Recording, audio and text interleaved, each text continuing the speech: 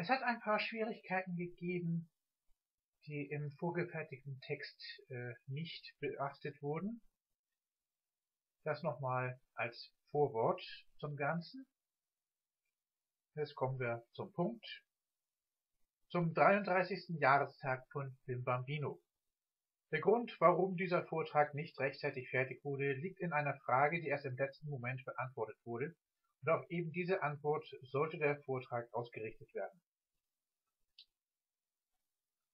Die Aufzählung der Ereignisse beginnt in einem Bereich, den ich nicht selbst beobachten konnte, aber Programmlisten und die Ein-Jahr-Feier vervollständigen das Bild. Demnach wurde 1987 damit begonnen, Musicbox zu einem Vollprogramm auszubauen, wozu auch die Sendung Spaß und Spiel gehörte. Am 11. Januar 1988 wurde Musicbox in Tele5 umbenannt. Neue Namen für die Sendungen kamen später. Spaß und Spiel wurde am 16. Januar in Bim Bambino umbenannt. Ab dem 1. März kam ich mit den ersten Privatsendungen in Kontakt, Sat.1, RTL Plus und Tele5, wobei RTL Plus und Tele5 sich einen Kanal teilten.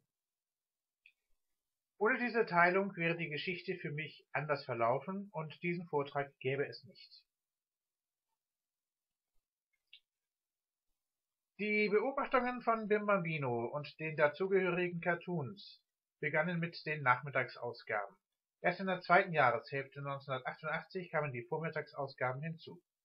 Aber erst mit dem Wechsel von Antennen auf Kabelempfang wurde ich alle Beschränkungen los. Dies erfolgte 1989.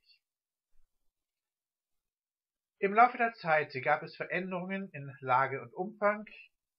Hier ins Detail zu gehen, würde vom Überblick ablenken. Der wichtigste Punkt: ich fand Gründe dafür, mich von den Nachmittagsausgaben zu distanzieren. Da der Abbau der Beobachtungen recht überschaubar ist, kann hier durchaus ins Detail gegangen werden. Zunächst sonntags, später auch samstags traten Unregelmäßigkeiten bis hin zum Totalausfall auf. Da drängt es sich geradezu auf, die Bereiche zu entfernen. Montags bis freitags hingegen wurden die Blöcke zu lang, um sie zu bewältigen. Die Vormittagsblöcke wollte ich allerdings behalten. So kam es zwar zu zeitlichen Begrenzungen, jedoch nicht zu einem Abbau. Das letzte Jahr von Tele5 wurde etwas chaotisch, vor allem in der zweiten Jahreshälfte, gesteigert zum Jahresende. Auf bisherige strukturelle Unterschiede wurde keine Rücksicht mehr genommen.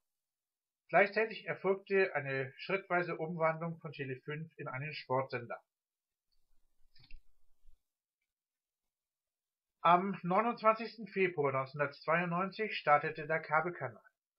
Anfangs war das Angebot noch schwer zu überschauen, trotz vorhandener Angabepunkte. Erst im Laufe des Jahres 1992 kam Struktur ins Programm. Der Comics-Blog schließlich brachte die Voraussetzungen, Bim Bambino übernehmen zu können. 1993 war es soweit. Das Angebot erinnerte allerdings eher an Pro7 als an Tele5. Vom Ende von Tele5 bis zum Start von RTL 2 erfüllte das deutsche Sportfernsehen eine wichtige Überbrückungsfunktion. Mehr ist zu diesem Programm in diesem Zusammenhang nicht zu sagen. Die große Masse an Tele5-Inhalten landete bei RTL 2. Hier verzweigt sich das Thema, wobei der RTL-Zweig den Überblick stören würde. Für mich endet die Bim Bambino-Phase im Jahr 1994, da ich eine bestimmte Vorstellung einer zeitlichen Einsortierung habe, die der Kabelkanal ab Pfingsten nicht mehr bediente. Wenig später hat Pro7 die entstandene Lücke wieder geschlossen. Doch die Zeiten, in denen der Zulieferer die Zeit vorgibt, waren damit vorbei. Ab 1995 habe ich mich auch nicht mehr auf einen Anbieter festgelegt, sondern habe bei verschiedenen nachgeschaut, ob etwas Brauchbares dabei ist. Gelegenheiten gab es, jedoch konnte sich die Situation jederzeit ändern. Das ideale Angebot war nicht mehr dabei und die Versuchung, Dinge zu vereinfachen, groß. Es entstand eine Zweispurigkeit, doch die Zusammenführung gelang nicht mehr. Nach 250 Wochen, gezählt ab Anfang 1995, entschloss ich mich zu einem harten Schnitt und einer Bedenkzeit, in der die Möglichkeiten in Ruhe weiter beobachtet werden konnten. Nur so konnte ich meinen Fehler korrigieren. Vor allem Telegram 3 wurde zum Anreiz, das Konzept wieder aufzunehmen. Nur die Einbindung ist an einer langfristigen Programmänderung gescheitert. Dafür haben andere Programme einen neuen Startimpuls gewagt. Meine Wahl fiel auf Kika und das Erste als Startkandidaten. Lücken wurden hauptsächlich von Pro7 gefüllt, teilweise aber auch von Dreisat und Sat.1. Das ZDF wurde ab 2002 zur Option. 2004 kamen Super RTL und Kabel 1 zum Zuge. Dank DVB-T gesellt sich noch das HR-Fernsehen dazu. Übrigens, das Kabel 1-Angebot kam nicht zusätzlich, sondern anstelle von Sat.1 und Pro7.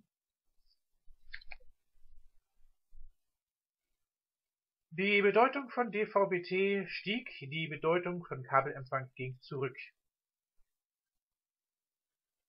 Ich wollte mir den Weg für weitere Optionen öffnen und habe Vorbereitungen für den Satellitenempfang getroffen, zusätzlich zu DVB-T. Ende 2008 waren die Vorbereitungen abgeschlossen. Zum Planeinsatz sollte es allerdings erst 2010 kommen. 2010 Nostalgie mit Annixe, Serien, die teilweise schon aus Bimbambino bekannt waren.